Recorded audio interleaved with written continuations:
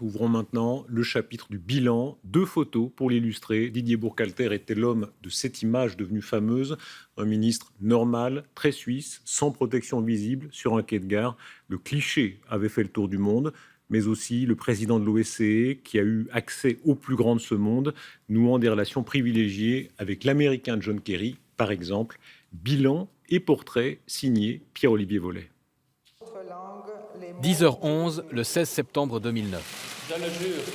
Didier Burkhalter devient le 112e conseiller fédéral.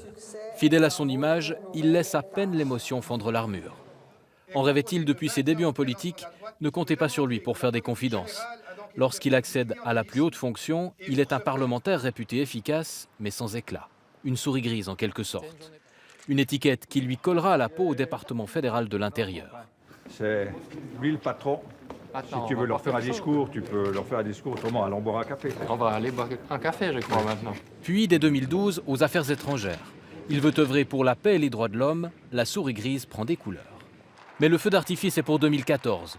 Didier Burkhalter préside la Confédération et, hasard du calendrier, l'Organisation pour la sécurité et la coopération en Europe. Alors que le continent est secoué par la crise en Ukraine, il enchaîne les voyages et maintient le dialogue entre les partis. Il a l'oreille des plus grands.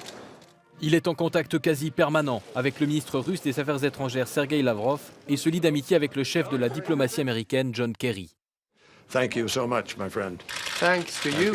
De cette période restera cette photo, buzz mondial sur les réseaux sociaux, le président suisse seul sur le quai de la gare de Neuchâtel sans conseiller ni garde du corps. Mais la Suisse est ainsi faite, l'état de grâce ne dure qu'une année. L'étincelant président redevient le conseiller fédéral en charge des affaires étrangères, bientôt hanté par le fantôme de la souris grise.